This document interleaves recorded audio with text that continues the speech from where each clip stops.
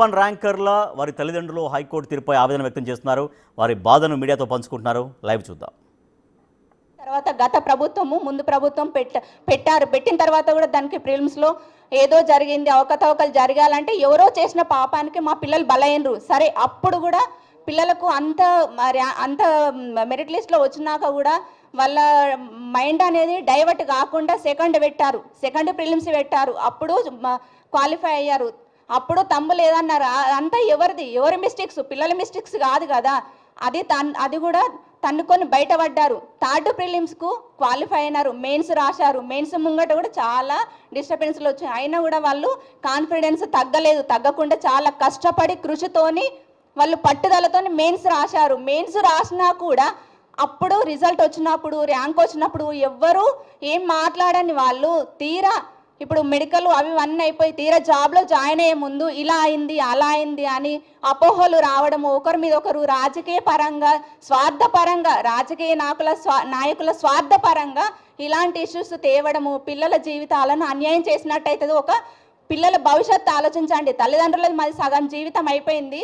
మా బరువు బాధ్యతలు అనేది పిల్లల జీవితాన్ని ముందు ఫ్యూచర్లో వాళ్ళు అనేది కాన్ఫిడెన్స్గా చదివి ర్యాంకు సాధించినప్పుడు మా పిల్లల్ని మా బాబుని ఊరికి తీసుకెళ్ళి అక్కడ ఎప్పుడో చిన్నప్పటి నుండి తీసుకొచ్చినా కానీ ఊరికి తీసుకెళ్ళి రాజకీయ నాయకులు కానీ ఊర్లో ఉన్న వాళ్ళు కానీ మండల్ వాళ్ళు కానీ అందరూ మా బాబుని ఆదర్శంగా తీసుకున్నారు. ఎందుకు అంటే పలానా బాబు, పలానా ఉదయ్ కిరణ్, ఇక పలానా ఆంటీ వాళ్ళ బాబు అతను అంత కష్టపడ్డాడు, వాళ్ళ అమ్మ నాన్న కష్టపడ్డారు, అట్లా చదివి కష్టపడి ఇంత ర్యాంక్ తెచ్చుకుండు బాబా అని 10th ఎగ్జామ్స్ అయిపోయిన పిల్లల్ని కూడా పిలిచి మరి వాళ్ళకు పరిచయం చేసిండ్రు. ఇలా కష్టపడండి, ఇలా చదవండి, ఇలా మార్కులు తెచ్చుకోండి, ఒక మన వ్యవస్థకు అనేది మార్చుదాము అని ఈ పిల్లలు కూడా మార్చుదాం మన వ్యవస్థ అనేది కొంచెం క్రమశిక్షణలో కొద్దిగా మార్చుదామన్న ఉద్దేశంతో వీళ్ళు ఎంతో కసితో పట్టుదలతో ఈ ర్యాంకు సాధిస్తే తీరా వాళ్ళు రేపు ఆ కుర్చీలో కూర్చోక ముందే వాళ్ళకు నిరాశలు ఎదురవుతుంది.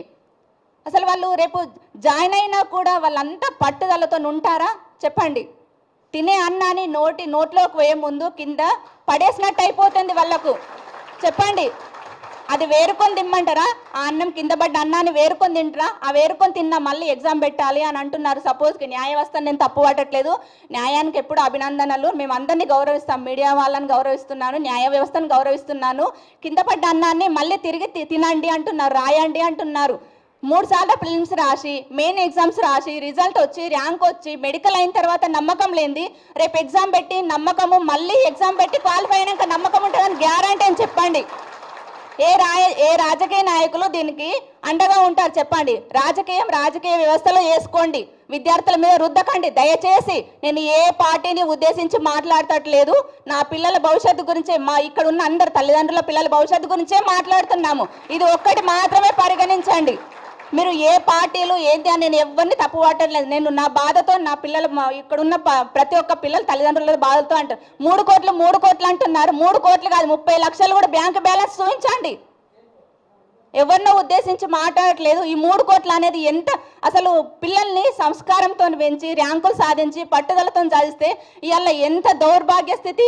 3 కోట్లు పెట్టి ఎగ్జామ్ వచ్చిండు, జాబ్ వచ్చింది అంటే అది ఎంత తలదించుకోలేని పరిస్థితి. రోడ్డున పడ్డట్టు అనిపిస్తుంది.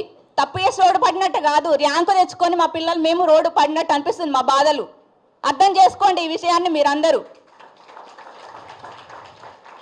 ప్రతి ఒక్కరు అందరినీ కలవాలంటే కలవలేరు. ఏ సీఎంను కానీ ఇంకా ముందు ప్రభుత్వాలను కానీ ఇప్పుడున్న ప్రభుత్వాలు ఎవరిని తప్పు పడట్లేదు. వ్యవస్థ అనేది సిస్టమ్ అనేది మారాలి.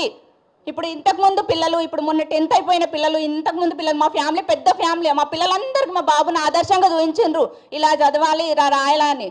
రేపు పిల్లలు ఏమనుకుంటారు? మా బాబుకి జాబ్ వచ్చినా కూడా గవర్నమెంట్ జాబ్ అనేది నమ్మకం పోతుంది. గవర్నమెంట్ జాబ్ నెక్స్ట్ నోటిఫికేషన్ పడ్డాక ఇంతమంది అటెంప్ట్ చేస్తారన్న గ్యారంటీ నాకు లేదు. అలా బాధ అనిపిస్తుంది.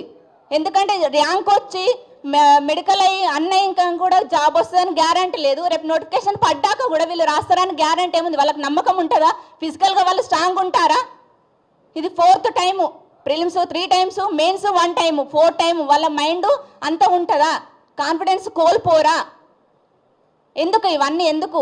పిల్లల భవిష్యత్తును ఆలోచించి మాట్లాడుకోండి. ఆలోచించి ఏదన్నా ఉంటే ఆచి చూసి 100% ప్రూఫ్ అనేది చూసుకొని పిల్లల మీద కానీ ఎగ్జామ్ మీద కానీ మీరు మాట్లాడండి. అనవసరంగా ఏదో వాళ్ళు వీళ్ళు నలుగురు కూర్చొని ముచ్చట పెట్టుకున్నట్టుగా నిందలేయకండి. 3 కోట్లు అని నింద భరించలేకపోతున్నాం. ఎవరినో మీరు 3 కోట్లు పెట్టారంట కదా, మీరు కొన్నారట కదా, అమ్మారంట కదా, ఆ అవమానానికి సెన్సిటివ్ పిల్లలు అయితే వాళ్ళు ఏమైనా చేసుకుంటే ఎట్లుంటుంది? కనీసం అనే వాళ్ళకు లేదు ఆ ఆలోచన. పడ్డ వాళ్ళకి ఎంత బాధ అనిపిస్తుంది చెప్పండి? కొంచెం చూసుకొని మాట్లాడండి. పిల్లల భవిష్యత్తు గురించి ఈ విషయం అనేది రేపు ముందు తరానికి ఇలాంటి పిల్లల్ని తయారు చేయాలంటే తయారు చేయలేరు. ఏ సాఫ్ట్వేర్ ఫీల్డ్లో అయినా హాయిగా జాబ్ వస్తుంది అనుకుంటారు. గవర్నమెంట్ ఎంప్లాయీస్ని ఎవరు తీర్చిదిద్దలేరు. ఇంత కాన్ఫిడెన్స్ తగ్గిపోతుంది, పిల్లల్లో తగ్గిపోతుంది, తల్లిదండ్రులకు తగ్గిపోతుంది. అందరికీ థ్యాంక్స్. దయచేసి ఏమన్నా తప్పుగా మాట్లాడి ఉంటే క్షమించండి. ఇది వచ్చింది మాలో బాధ, ఆవేదన తప్ప ఇంకా వేరే ఎవరిని ఉద్దేశించి కాదు. Good afternoon everybody. స్పెషల్గా మీడియా మిత్రులకు కూడా, మీరు ఏ విషయాన్ని ముందరికి తీసుకెళ్తే అది ముందరికి వెళ్తూ ఉంటుంది. ఈరోజు మా ముందు మీరు ఉన్నారు కాబట్టి ఒక పేరెంట్స్ ఆవేదన అర్థం చేసుకోగలరని నేను మిమ్మల్ని, మా ఆవేదనను మీరు ముందుకు తీసుకెళ్ళగలరని, గవర్నమెంట్ వరకు తీసుకెళ్ళి మా ఆవేదనను తెలుపుతారని ఆశిస్తున్నాను. అదేవిధంగా మేము ప్రతి కాంపిటీషన్లో కూడా అందరు పాల్గొంటారండి. అందరు ముందుకు రాలేరు. ప్రతి దాంట్లోనూ కూడా ముందుకు రాలేని వాళ్ళు వెనక ఉండి వెనక ఉన్న వాళ్ళ విద్యార్థులకు వేరే వాళ్ళు సపోర్ట్ చేసి ఈ విధంగా చేయడం, కేసులు ఇవన్నీ చేయడం అయితే న్యాయంగా అనిపించట్లేదు. మా పిల్లలు ఎంతో కష్టపడి, ఒక చిన్న ఉదాహరణ అండి, మా పిల్లల విషయంలో అందరూ నవోదయ స్కూల్కి వాళ్ళు ఫీజులు కోచింగ్ ఇప్పించి ఇచ్చేసి నవోదయలో వాళ్ళకి సీట్లు రాలేదు. నేను ఏ కోచింగ్ ఇప్పించకుండా కూడా బుక్స్ తెచ్చి ప్రిపేర్ చేస్తే సీట్ వచ్చింది. అట్లానే మాకు రాలేదు వాళ్ళకి వచ్చింది అనడం కూడా కరెక్ట్ కాదు కదా. రాని వాళ్ళు ఎప్పుడు ఎక్కడ ఉంటారండి. ఉన్నంత మాత్రం వాళ్ళకి సపోర్ట్ చేసి రాజకీయాలు ఇచ్చేసి వాళ్ళని ముందుకు చేసి కోర్టులేసి కేసులు వేసి అదంతా కరెక్ట్ కాదండి. ఇది ఎందుకంటే మా పిల్లల ఆవేదన, వాళ్ళు పర్సనల్ లైఫ్ని కూడా సాటిస్ఫాక్షన్ చేసి, మా పాప పెళ్ళయింది, ఆమె లైఫ్ని కూడా అత్తగారింటికి వెళ్ళకుండా కోచింగ్ల సెంటర్లో ఉండి చదువుకుంటూ మేము ఫీజులు కట్టి అవన్నీ భరిస్తూ ఇది చేసి లాస్ట్కి ఇక్కడి వరకు వచ్చిన తర్వాత మళ్ళీ వెనక్కి వెళ్ళాలంటే ఎంత సఫర్ అవుతుందో అర్థం చేసుకోవాలండి అందరూ. గవర్నమెంట్ కూడా మాకు సాయంగా ఉండి ముందుకు మమ్మల్ని చేయాలని, అదేవిధంగా మెయిన్స్ యూపీఎస్ వాళ్ళకు మెయిన్స్లో క్వాలిఫై అయిన వాళ్ళకి 1,00,000 ఇస్తాము, ప్రిలిమ్స్లో క్వాలిఫై అయిన 1,00,000 ఇస్తామని అంటారు.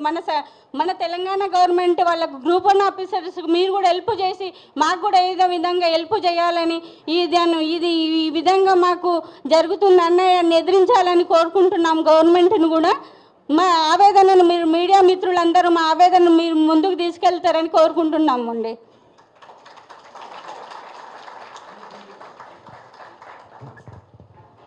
హలో, అందరికీ నమస్కారం. నాకు 7 బిడ్డలు, ఒక బాబు సార్. మేము కూలి నాలి చేసుకొని ఇంట్లో పని చేసుకొని చదివించినాం అందరికీ. మా పిల్లలకి కూడా పనికి పంపించి ఈ అమ్మాయి చదివించినాం. ఎందుకంటే మా అమ్మాయి ఒకరు నిలబడితే అందరికీ భవిష్యత్తు ఉంటుందా అని. కానీ 3 కోట్లు ఇచ్చినారంటే మాకు ఒక పాల ప్యాకెట్ ఇచ్చేదానికే పైసలు లేవు. 3 కోట్లు ఎక్కడి నుంచి తెచ్చిస్తాం సార్? మేము తేలేం కదా. రోజు పనికి ఇంట్లోకి పని చేసి ఒక 500, 200, 300 పూట వెళ్ళకే పెద్ద వెళ్తలేదు మాకు. ఈ దానికి 3 కోట్లు 4 కోట్లు పిల్లలు లంచం ఇచ్చారు, అది ఇచ్చారని అనే వరకు కరెక్ట్ కాదా? అది చాలా అన్యాయం చేసినారు. మా పిల్లలు 4 నెలల బాబుకు విడిచిపెట్టి కోచింగ్ పంపించినాము, సెంటర్కి ట్యూషన్ పంపించాము, అన్నీ పని చేసి పంపించినాం సార్. మేము పని చేసి పంపించినా కూడా 7 పిల్లల తర్వాత ఒక్క అమ్మాయి సాధిస్తే మా భవిష్యత్తు నిలబడుతుందేమో అని అంతవరకు అనుకుంటే ఇప్పుడు కరెక్ట్ కాదు అది. ఎందుకంటే చాలా అన్యాయం జరిగింది. ఇప్పుడు ఉన్న ప్రభుత్వంకి మాకు చాలా అన్యాయం జరిగింది. ఇది న్యాయం కావాలి మాకు. ఏదైనా పిల్లల భవిష్యత్తు పాడు చేయవద్దు. ఇప్పుడు మూడోసారి ఎట్లా అయింది, ఇప్పుడు 4వసారి ఎట్లా అయింది అని అనుకుంటా పోతే ఎట్లా సార్? వాళ్ళ భవిష్యత్తే పోతుంది. ఇప్పటికే సగం ఏజీ అయిపోయింది వాళ్ళది. మరి ఇప్పుడు ఎట్లా సార్? మాకు న్యాయం ఎవరు చేస్తారు? ఇప్పుడు ఉన్న ప్రభుత్వం చేయకపోతే ఇంకా ఎప్పుడు జరుగుతుంది మాకు? ఇప్పుడు ఒక్కటే కోరుకున్నాం సార్ మేము, మాకు న్యాయం కావాలి. మీరు ఏమన్నా అనుకోండి, మాకు పిల్లలు చదువుకున్నారు, భవిష్యత్తుకి నిలబడ్డారు, మాకు న్యాయం కావాలి సార్. అంతే. మీరు ఇప్పుడు ఉన్న ప్రభుత్వం నమస్కారం అందరికీ కోరుకుంటున్నాం సార్. నా పేరు సీత సార్. మాది కోదాడు పక్కన వాయలసింగరం అనే పల్లెటూరు. మా పిల్లల్ని చిన్నప్పటి నుంచి గవర్నమెంట్ స్కూల్లో చదివించిన సార్. మా దగ్గర అసలు 3 కోట్లు ఎక్కడి నుంచి వస్తాయి సార్ ఇవ్వడానికి? 3 కోట్లు ఉంటే మేము ఏదో బిజినెస్ చేసుకునే బతుకుదు. కూలి నాలికి పోయి మా పిల్లల్ని చదివించుకున్నాం సార్. మా భవిష్యత్తు ఇట్లా అయిపోయింది, కూలి బతుకు అయిపోయింది. మా పిల్లలన్నా మంచిగా బతుకుతారేమని మేము ఆశపడ్డాం సార్. ఇంత దూరం వచ్చినాక మమ్మల్ని అన్యాయం చేయకండి సార్. మీరు దయచేసి మీడియా మిత్రులకు చెప్తున్నా, మాకు పెద్దలు ఎవరు తెలవదు సార్. అసలు ఏ రికమెండేషన్ లేకుండానే చదువుకున్నారు సార్ మా పిల్లలు. 10th ఫస్ట్ క్లాస్ వచ్చింది సార్ నా కూతురు. నా బిడ్డ భవిష్యత్తు మంచిగా ఉంటుందని మేమెంతో సంతోషంగా ఉన్నాం సార్. ఇప్పటి వరకు మా పిల్లల్ని అన్యాయం చేయకండి సార్ దయచేసి. ఇంతకంటే ఎక్కువ నేను మాట్లాడలేము సార్. ఉంటా సార్. అందరికీ నమస్కారం. ఇక్కడ ఇప్పుడు వీళ్ళందరి బాధ విన్నారు మీడియా వాళ్ళు కూడా.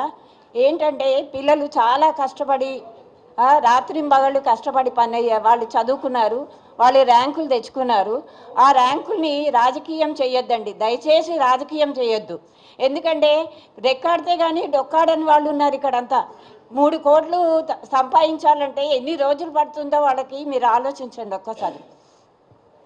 అంతేగాని 3 కోట్లు ఇచ్చారు 3 కోట్లు ఇచ్చారంటే 3 కోట్లు ఇచ్చుకునే స్తోమతే ఉంటే పిల్లల్ని చదివించడం ఎందుకండి? ఇంకా పక్కన వాళ్ళు వీళ్ళు అందరూ కూడా అంటున్నారు మీ అబ్బాయికి ర్యాంక్ వచ్చింది, నువ్వు ఇంకా గెలిచావు అని. ఆ మాట వినే లోపలే ఇవన్నీ జరుగుతున్నాయి. కాబట్టి ఎవరు కూడా ఈ పిల్లల జీవితాన్ని రాజకీయం చేయొద్దండి. వాళ్ళు రేయింబగళ్ళు అసలు అన్నీ మర్చిపోయారండి. అసలు నిద్ర లేదు, అన్నం లేదు, ఏం లేదు, దీని మీదనే తిరుగుతూ ఉన్నారు. కాబట్టి నేను ప్రభుత్వానికి విన్నపం చేసుకునేది ఏంటంటే పిల్లల జీవితాన్ని రాజకీయం చేయొద్దు, వాళ్ళకి న్యాయం చేయండి. వాళ్ళని ఎలాగైనా కూడా ఇప్పుడు న్యాయం జరిగితేనే కదండి రేపొద్దున వచ్చే పిల్లలకి న్యాయం అనేది తెలుస్తుంది. న్యాయం లేకపోతే ఇంకా రేపొద్దున వచ్చే పిల్లలు కూడా అన్యాయానికే గురవుతారు. అందరినీ అన్యాయానికి గురి చేయొద్దు. దయచేసి అందరికీ మీరు న్యాయం చేసి వాళ్ళ జీవితానికి ఒక బాట చూపించండి. తల్లిదండ్రులకి ఆశను అనేది కల్పించండి. ఎంతమంది తల్లిదండ్రులు ఎంత బాధపడుతున్నారు, వాళ్ళ బాధను గమనించి వాళ్ళకి న్యాయం చేయండి.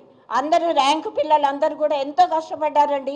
కష్టపడకుండా ఎవరికీ రాలేదు.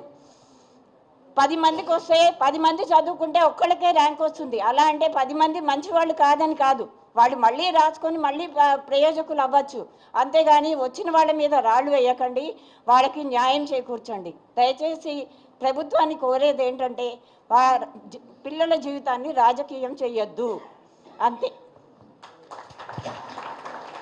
అందరికీ నమస్కారం అండి. మా బాబు బీటెక్ కంప్లీట్ అయినప్పటి నుంచి వాడు ఏంటంటే యూపీఎస్సీకి ప్రిపేర్ అయ్యాడు. కొన్ని సంఘటన వల్ల ఎగ్జామ్ రాయలేకపోయాడు. తర్వాత గ్రూప్ 1 నోటిఫికేషన్ పడ్డప్పుడు మేము గ్రూప్ 1 ఫస్ట్ అపియర్ అని చెప్పినప్పుడు వాడు యూపీఎస్సీకే ప్రిపేర్ అవుతాను మమ్మీ అని చెప్పాడు. కానీ ఇక హైకోర్టు తీర్పై గ్రూప్ 1 ర్యాంకర్లు వారి తల్లిదండ్రులు తీవ్రంగా ఆవేదన వ్యక్తం చేస్తున్నారు. తమ పిల్లలు ఎంతో కష్టపడి ర్యాంకులు తెచ్చుకున్నారు, అంతా మొత్తం ప్రక్రియ మొత్తం అయిపోయి తీరా జాబ్లో జాయిన్ అవుతున్నటువంటి ఈ సమయంలో వాళ్ళ జీవితాలపైన దెబ్బ కొట్టినట్టుగా హైకోర్టు తీర్పు ఉంది అంటూ వాళ్ళు ఆవేదన వ్యక్తం చేస్తున్నారు. తమకు న్యాయం చేయాలంటూ ప్రభుత్వాన్ని వేడుకుంటున్నారు గ్రూప్ 1 ర్యాంకర్లు వారి తల్లిదండ్రులు.